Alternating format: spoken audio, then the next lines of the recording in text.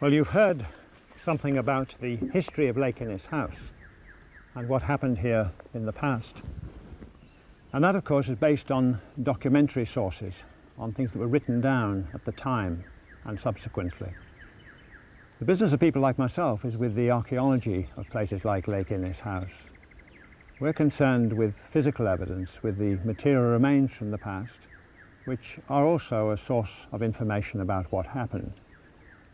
And they tell us about events in the past much in the same way as clues at the scene of a crime might tell the police about what has happened in such a case.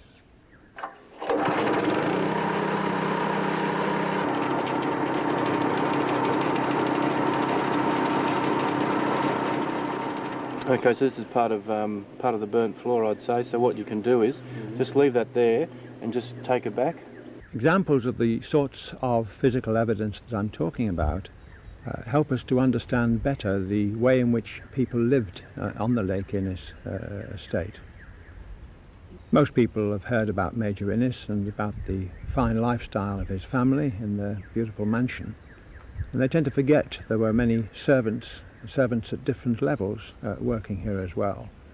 Some of them were assigned servants, that's to say they were convicts, and the historical record, the documents that survive from the time, often don't tell us about these people who were regarded at that time as being lesser important.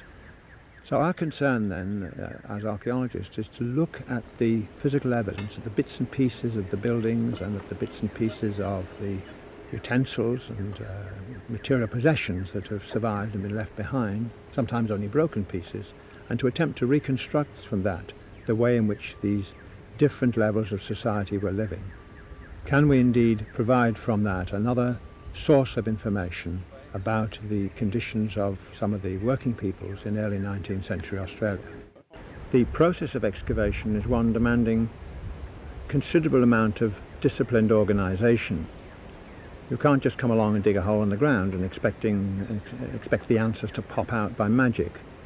Most excavation on archaeological sites is done with small hand tools, and considerable cleanliness is needed. You've got to be able to see what is in the deposits. You've got to be able to work in a fairly clean manner so you can see what's happening and understand the changes in colour and texture and compaction in the deposits to find out how they came to be where they are.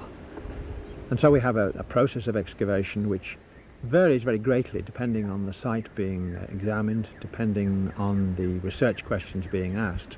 But in this particular instance, we're using methods which have been widely used in Western Europe on medieval and Roman sites and which are particularly applicable to masonry buildings.